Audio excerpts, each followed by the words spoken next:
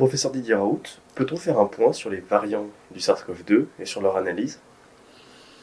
Alors, on a commencé à avoir des variants, c'est-à-dire dans les virus ARN, dans tout ce qui est vivant, et je pense que c'était une grande erreur des décisions stratégiques qui ont été prises, c'est d'oublier que les virus sont vivants. Les virus sont vivants. Ils changent sans arrêt, ils sont sélectionnés, ils s'adaptent. Les virus sont vivants. Ce n'est pas des objets. D'accord ? Si on comprend que ce n'est pas des objets, on comprend que c'est une lutte qui est très longue, complexe, imprévue et pleine de surprises. Et donc il faut les surveiller. Il faut faire de la science plutôt que de parler sans arrêt. Il faut faire de la science. Et la science, pour comprendre ce que sont les virus, c'est de les séquencer. Et donc, de la même manière que la France a pris un retard considérable dans les tests, un des derniers pays modernes à faire des tests, la France est le dernier de la classe en termes de séquençage. Il n'y a que nous qui avons séquencé dans ce pays. Et ce qui a fait cette polémique, c'est que les gens ne séquencent pas du tout. Et ils parlaient de choses qu'ils ne pouvaient pas voir, puisqu'ils n'avaient pas de séquence. Il n'y a que nous qui avons commencé à refaire des séquences cet été, quand on a vu apparaître cette deuxième épidémie. Et donc, ils ont fantasmé sur un deuxième rebond qui n'a jamais existé. Ce qui s'est passé, c'est une nouvelle épidémie, avec ce qu'on a appelé des variants, les variants étant ceux qui ont plus de 10 mutations à la fois. Donc ils ne sont pas juste une petite mutation, qui sont des choses qu'on voyait dans la première épidémie, une petite mutation, puis une deuxième qui peut apparaître, une troisième. Là, il y avait un saut, si vous voulez, une rupture qui définit les variants. Mais comment on peut les voir ? Il faut faire des génomes. Alors il vient de sortir un papier, là, dans l'International Journal of Infectious Disease, qui comparait le nombre de séquences faites par le nombre de cas. Alors déjà, la France était très mal placée dans cette situation, puisque sur les 70 pays analysés, elle était 31e, et déjà derrière 4 pays africains, dont le Sénégal, la République du Congo, l'Égypte. Et puis nous, on a remis ça à jour, là, hier, avec mon ami Colson, et on a regardé, pour avoir une donnée plus fiable, on a regardé le nombre de morts identifiés par Covid et le nombre de séquences. Alors, dans ces conditions, la France est 71e, derrière 18 pays africains. D'accord ?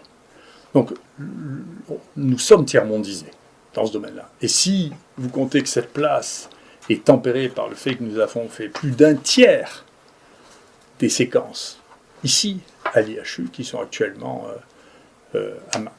déposées au nom de la France, vous voyez l'état, le retard colossal scientifique que ce pays a. Et je voudrais faire une remarque à cette occasion. Vous savez, je suis un peu ennuyé avec des gens qui se pensent du fait de leur fonction ou du fait qu'ils sont dans des associations, avoir la possibilité de dire la science. Vous voyez, la SPIF qui m'a poursuivi, dont le président est Tatevin, et qui a dit que c'était affreux que je sois suivi par les Africains. Je voudrais vous dire une chose. À Rennes, où est M. Tatevin, il n'y a eu aucun virus séquencé. Moins qu'au Mali. Alors, il faudrait commencer maintenant à apprendre aux Français la modestie avec leurs partenaires. C'est insultant quand on ne sait même pas faire un génome, quand on ne sait même pas regarder un génome, de parler des gens qui travaillent avec nous d'une manière aussi insultante. Voilà. Et je pense que la SPIF représentera, si ces gens ne changent pas, non pas la langue française, mais une partie de l'hexagone métropolitain français, et non pas nos alliés qu'on ne méprise pas comme ça. Est-ce qu'on peut analyser l'effet de l'épidémie sur la mortalité en France ? Ah oui, on peut l'analyser et c'est extrêmement intéressant. Alors, l'analyse que je fais, ça n'est que les chiffres de l'INSEE, mais l'INSEE ne les analyse pas comme moi, ni vos journaux, parce que vos journaux veulent vous foutre la trouille, et que moi je veux faire de la science. D'accord ? Et donc, la seule manière d'analyser la mortalité, ça n'est pas de donner des chiffres bruts en disant il y a plus de morts, parce que de toute manière, la population augmentant, il y a toujours plus de morts. C'est comme ça, il ne peut pas en être autrement. Nous avons une population mondiale qui a doublé, et donc si à terme, il ne peut pas y avoir moins de 2 fois plus de morts. C'est idiot. C'est pas parce que les gens le répètent que c'est pas idiot, c'est idiot. Donc on peut regarder ça en pourcentage de la population. Donc si on regarde en pourcentage de la population, voilà ce que nous avons. La proportion de décès, pourcentage de la population qui meurt au fur et à mesure des années. Et donc là, je vous ai marqué de 1946 à 2020, sur les chiffres qui nous sont communiqués par l'INSEE, qui seront peut-être pondérés ultérieurement. Et donc vous voyez qu'effectivement, il y a une petite remontée ici. On n'a pas l'impression que ce soit... C'est pas Hiroshima, mais ça monte un peu ici. Alors une fois qu'on a dit ça, il serait bien, mais qu'est-ce qui s'est passé en même temps? Mais en même temps qu'il s'est passé ça, on a eu un vieillissement considérable de la population. Alors, bien sûr, si on fait de la science, pas de la communication alarmiste, on regarde une chose extrêmement simple, puisque j'ai eu l'occasion de vous le dire, la mortalité touche dans 80 à 90% des gens qui sont très âgés ou qui ont des pathologies associées épouvantables. Et donc, si on regarde la proportion de décès chez les patients qui ont plus de 75 ans, vous voyez qu'effectivement, il s'est passé quelque chose. Ici, en 2020, il y a une surmortalité des gens de plus de 75 ans. Déjà, quand vous passez aux plus de 65 ans, qui inclut les plus de 65 ans, la différence est franchement moins notable, voyez-vous. Et si vous passez, ça c'est la surprise du jour, aux gens qui ont moins de 65 ans, il y a eu en 2020 moins de morts qu'en 2019, 1000 morts de moins. Ça, c'est la réalité, c'est pas de la fiction, c'est pas l'excitation, c'est pas une fake news, c'est les spécialistes des fake news, c'est ceux qui n'aiment pas les vraies nouvelles. C'est ce que j'ai appris avec le temps et à mes dépens. Et ça, ce sont tous les chiffres que tout le monde peut s'amuser à bidouiller, que vous allez tous retrouver sur le site, qui vous permettront de regarder les choses. Tout ça, ce sont des données entièrement officielles. Simplement, l'analyse n'est pas faite parce que l'analyse va à contre-courant de cette idée que nous sommes en train de vivre une apocalypse. Donc, il faut cibler les gens qui ont plus de 65 ans qui représentent un problème, et surtout ceux de plus de 75 ans. D'accord ? Il faut s'en occuper, il faut prendre les mesures. Il faudrait nous laisser, on a déjà déposé 2 projets de recherche pour traiter les gens dans les EHPAD qui ont été rejetés. Il faut pouvoir nous laisser travailler, parce que c'est un vrai domaine. La moyenne, dans les EHPAD, la moyenne de la mortalité était de 28%.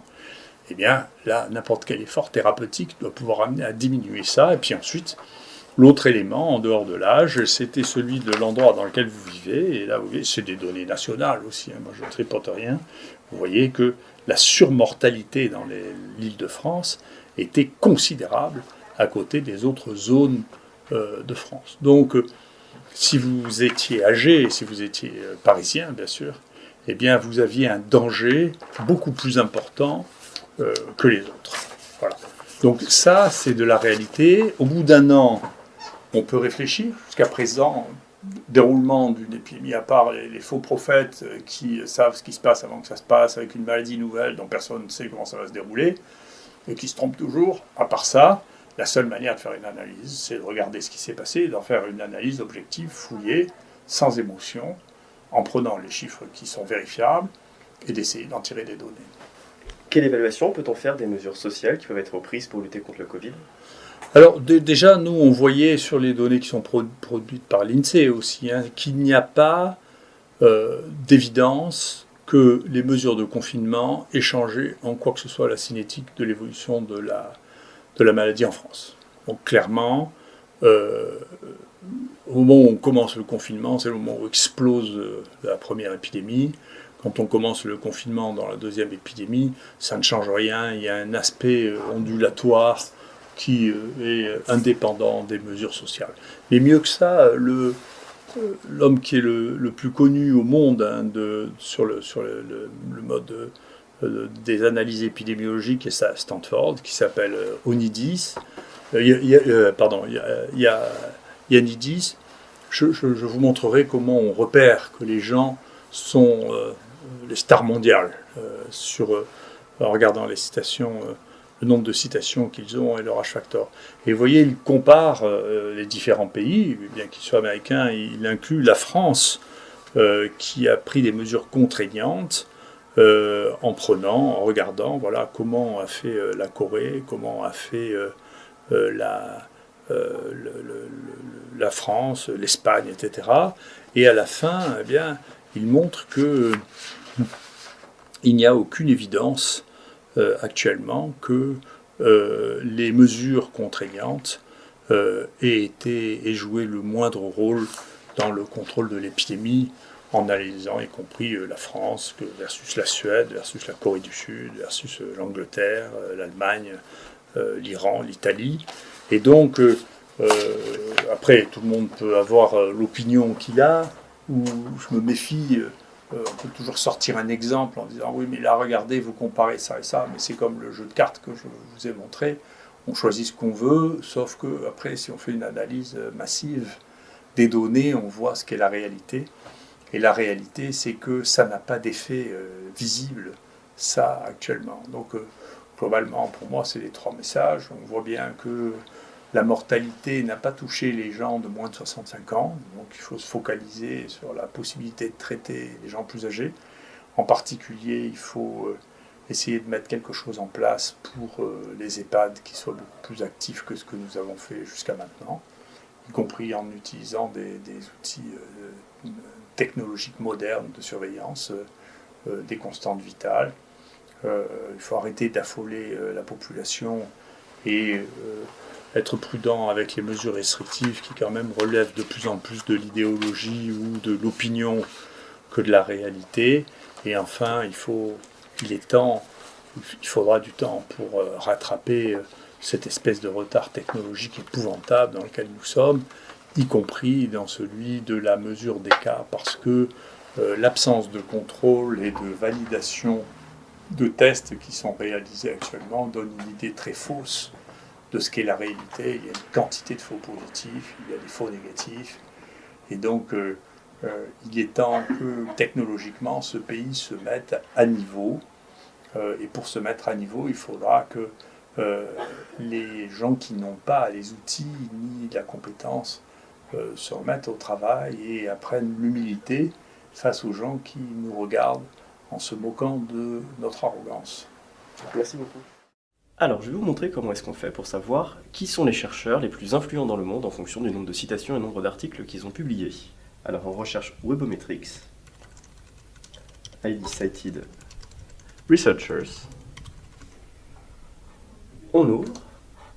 Et alors là, vous avez la liste de tous les chercheurs classés en fonction de leur H-index. Le H-index, quand on a H-index de 295, comme Ronald Kessler, c'est qu'on a au moins 295 articles publiés qui ont tous été cités au moins 295 fois.